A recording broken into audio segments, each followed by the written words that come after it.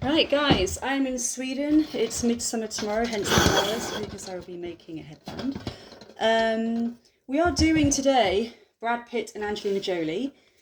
First of all, I'll let you know personally how I feel, okay? I was always a big fan of Angelina Jolie growing up, I feel, because she was out there, she was a bit wild, but also because of her aid work, and she even got a license to fly a plane so she could fly aid to Cambodia. So when it comes to things to do with charities and anything along those lines, I think she's incredible. I think she's amazing. Okay, that's how I feel about that side. Now, Brad Pitt, absolutely loved him growing up. Legends of the Fall, best looking man on the planet. I'm actually getting goosebumps because that's how gorgeous he is, and he's even gorgeous now. So I love Brad Pitt as well. Okay, I love Brad Pitt, but we will just say I know Angelina Jolie, the femme fatale, and Jennifer Aniston, and she took Brad off her, and I mean, I'd be pissed as well if that happened to me. But you can't deny that Brad Pitt also said he did have an alcohol addiction when he was married to her, and there's things he regretted, and he had to go. He had problems with sobriety, and he even was in A&A, I think, for a year or so, on and off. So he did have addictions. So no matter what we say about Angelina Jolie, he does admit there's been addictions that have gone on there that have really impacted the family. So let's have a look. Right. Let's see, first of all, going back to the past. I want to know how Angelina Jolie saw Brad Pitt going back to the past. Now, actually, this is so funny. I kept picking up before I even did this reading. What was his character's name in Legends of the Fall? Not Travis. Oh my God, it's Taylor Swift getting into my head. I can't remember his. Tristan. Tristan. He liked Angelina Jolie partly because he was Tristan in spirit. He was actually quite like that. He was a bit wild and he loved to travel and explore new cultures. So when he met her, that was exactly the same, and had a blended family and wanted a blended family and was interested in multi faiths and everything. It was for him. It was that excitement that he wasn't getting from Jen, which is more stable, comfort, homebody kind of energy, whereas she was wild and exploration kind of energy, which is what he wanted to do. I remember when he was with Jennifer Aniston, he says he was just smoking weed all the time. So again, he even said that he's just addicted to substances. He's got one of those addictive personalities.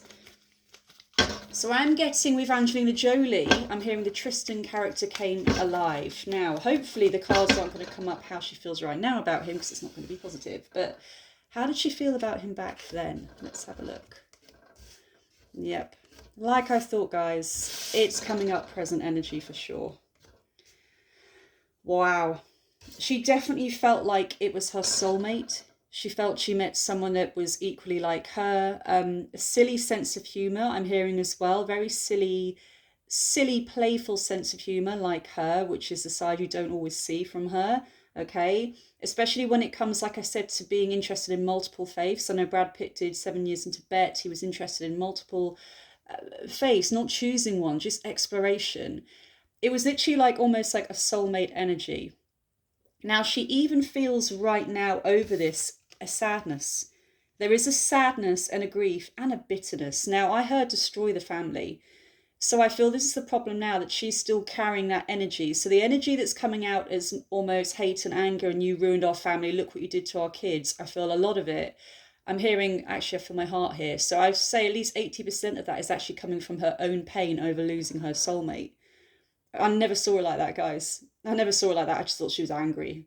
But I feel that the anger is actually her own personal grief. So the kids is part of it, but a larger part of the anger and the venom right now, and the aminosity, I'm hearing that word, is over losing what she felt was her soulmate. Okay.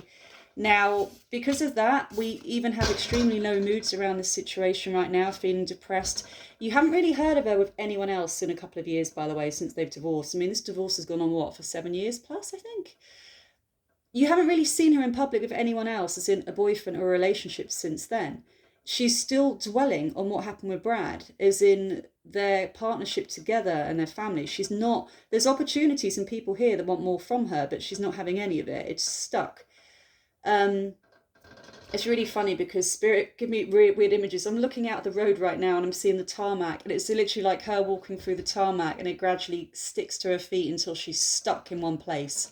And I feel that's where she's stuck right now in this situation, and she can't let go of it because there's still, I'm hearing love and venom. Do you know what? That would either be a really cool album name or a cool band name. There's equal parts love and venom. It's like, that's why I'm hearing latching on. That's why she can't let go. She's stuck in this tarmac. It's like she's stuck. She's trapped. She doesn't feel like she can move forward right now. And because of that and the anger, that she doesn't feel there's any going back, because it went so far.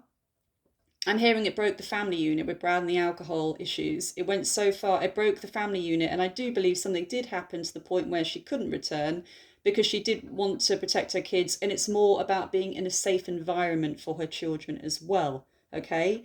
So it's something to do about being in a self environment. I feel it doesn't always mean physical, guys, but there was more, a lot of shouting and arguing, but the children around knocking things over, that kind of energy. And she just realised it wasn't harmonious for the children and she couldn't change it, and there was nothing they could do, and it had to just split.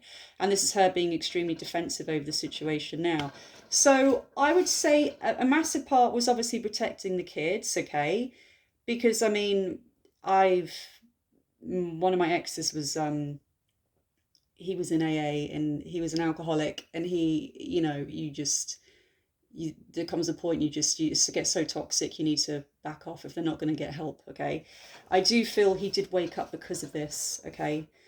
And he did get the help he needed. But it's still a lot of venom coming from her. But like I said, I feel that's partly because he broke something. It wasn't just the alcohol. It's like she knows she can't go back because of what he did and how bad it got for the children. But in her heart, it was like a soulmate.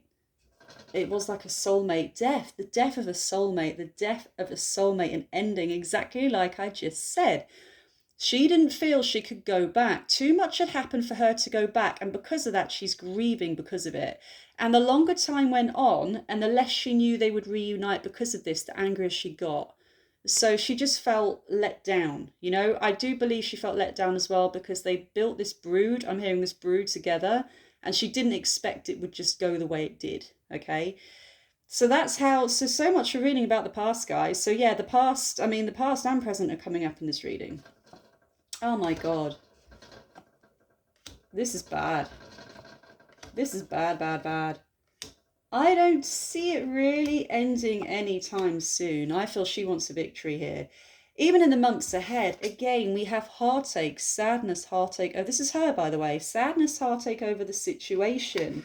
We have the Ace of Swords, again, is battling it out. It means a new way of thinking, a new way of fighting this, more arguments, probably going to court more, not going to end. And then we have the Nine of Cups, which means her feeling victorious, like the queen, the cat that got the cream, and a brand new chapter and life cycle in her life. So I believe in a way she does want to put it behind her, but there's still so much anger. The Tower.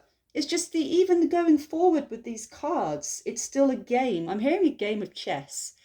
It's a game of chess. And in a way, I do wonder if this all ended tomorrow and it was all finalised, they would never be in each other's lives anymore, really, unless it was the kids. And the kids are adults, so she wouldn't have to be around if they ever did see him. It would be a severance of their connection. So in a way, a small part of her, I do feel, is holding on because of that. The pain and the hurt and everything falling apart here. It's still carrying on, guys, years later with her. The balance is off. It's still carrying on. It's still carrying on, this energy. Lies, deception, deceit. It's not good. It's not good. I don't see this being finalised anytime soon. I actually feel if it did finalise, something else is going to come up after. I feel something else will come up after. To do with a business that is both theirs, they both manage. It's going to be that kind of thing. It would be these little segments. I just feel she's looking to clutching at straws, I'm hearing right now. But a lot of this, it's bitter and it's angry, you could say. But when you see it from another point of view, it's her soulmate and she's hurt and she's in pain and she wishes things could have been different. And that's what she's still grieving in a way. She is still grieving, I would say. She's also grieving because as the kids do things like graduate and go for university and things along those lines, that he's not there as a family man. But let's see how Brad feels. So the anger from her is coming from grief still. Let's see. Brad, how do you feel about her now? How do you feel about her now? I'm hearing wrongdoings, so I don't know what they mean by which side was the wrongdoings. There's stuff he did, again, I do think it's to do with drinking, that he believes she reacted too heavily compared to what it was. Now, it can be different for the woman, especially when you're sober and they're not, and they try and laugh it off and say, "Oh, we're just having fun, it's okay, just relax more." But if you're completely sober and you're not drinking the way they're drinking, then it is a problem for you personally. So that vibe is coming out from him saying, just relax, I'm not drinking all the time. I do feel he was in a stage where he would, but it's more, he's trying to play it down. He's trying to play it down. He didn't see it as an issue then. He's trying to play it down, having fun, relaxing, but it was more than that. And she was holding on to it. He felt like she was clinging on to the issues. And from her point of view, she's like, you've got an addiction. You need to sort it out. So he definitely played it down. Fun, easygoing kind of vibe there. How does he feel about, Bradley. Wow. Definitely struggles there. The family. Definitely struggling over the family. Now, straight away, he sees her as the Queen of Swords, which is somebody that's highly, highly intelligent, very ruthless, can be very cruel or cutting with their words. So that kind of makes sense that she's in that energy with him right now, okay? Now, when we have the Empress, this is like the fertility card, the marriage card, this is all about the pregnancies and the life they have together. With the Ten of Cups, we've got the family card and feeling overloaded with everything that's gone on right now. About not being around the family, okay? Not being around the family, not being in that partnership. The Justice card, the legal issues around it, finding it really hard. It's like part of it is angry, but part of it, this sounds crazy, I feel if he let her go completely and this is finalised tomorrow, he would still feel a bit sad as well. It's this weird kind of codependent, this is weird energy. Still finds her attractive, sexual card there, sexy, still attracted to her, misses the family unit. He's struggling with this, with the legal matters, because in his heart, part of it is anger and part of it is missing her, or what they had, should I say. And again, it's this weird codependent thing that once this is over completely, I feel in a weird way, they kind of miss each other. I know that sounds insane now, guys, but I'm really sensing that. A lot of people, they cover up hurt with hurt and pain with anger, okay? Now, the problem is with his energy, again, we are getting the marriage card, and what happens here, we have the marriage card, we have him being more like a child, like one of the children, being foolish. This is somebody that's not taking life too seriously, just having fun, having a laugh. He's also coming across as the King of Wands energy, which makes sense to him. That's somebody that's very, very, very charming, very friendly, gets on with everybody. A bit like Jack the Lad, you would say. A very creative card, the Wands, so it makes sense with being an actor. A very creative person in general.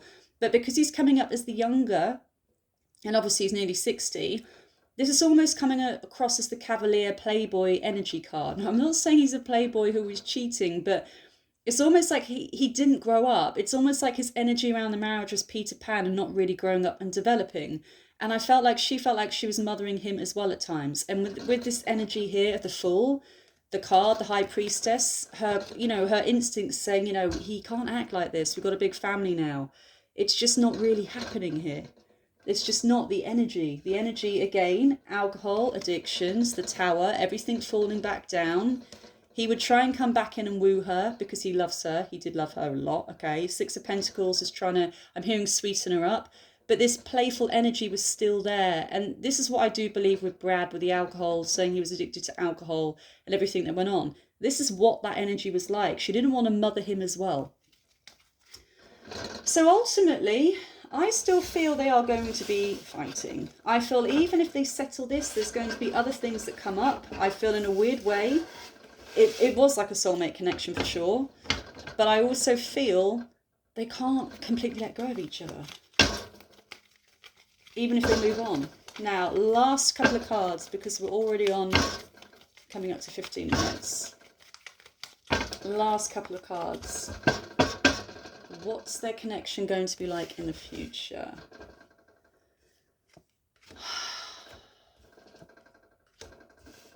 fighting over money, defensive, each one of them being defensive over money, still lots of power struggles, difficulties getting on there. He's going to be coming across as his King of Swords energy, which means he's not going to be taking crap, so he's going to end up being more ruthless as well. It's just this power play. It's still going on. The death is obviously endings. It's taking time away from each other. I just see it as toxic, guys. It's just this toxic connection. It's definitely, they're not going to get back together. The Death card, we have the Ten of Swords, complete endings. And they're still taking their hurt out on each other as well. And there's still that sexual element there where he's still attracted to her. There's still that element here, no matter what. It's almost like, yeah, I'm moving on, I'm doing my own thing, but there's still that thing she's got over him, okay? Now, we will just do 2 cards for the kids in general, the energy going forward. Can anything change for the kids? Will he start to see them more? I know they've changed their names. The children. I hope this is good news, guys. Oh, thank God for that. I'm really happy with that. I don't know about the money card, though. I'm not too sure I like that money card coming in here. The Emperor means more stability should be coming in, because the Page of Cups is an invite, reaching out with love, some kind of message or something along those lines. So even though they may have dropped the name, I hate to see that Ten of Pentacles, because the kids don't need money, but I do wonder if Brad is going to be spending money on them as in to get the success he wants from them, okay? This could be, I don't want to say bribery, it is trying to buy their love back in a way. Now, I know they've got all the money they need, but I feel he doesn't really know how to get back on track with them. So he would be doing things like really expensive gifts, or it would be something really meaningful to them where he would spend thousands on it to get back and have that connection with them again. Okay, so it's still connected to money though. I will say we still have this money connection, but there is so much love there from him. And with his energy with the kids, it's the King of Cups. Intuitive, loving, affectionate, wants that connection back with them. But I do feel, oddly enough, it's almost like he needs to buy them in some way. Now, when I say buy them, I do wonder if this could be something to do with legalities as well, about seeing the children. About maybe he knows that he needs to pay a certain amount to do this so he can spend more time with them in another way. It's like keeping the peace, I'm hearing. So I do feel they're still being contact, but it is messy. This is messy. Messy, messy, messy. This whole thing is a messy, messy energy. And I feel it's going to continue, guys, for quite some time.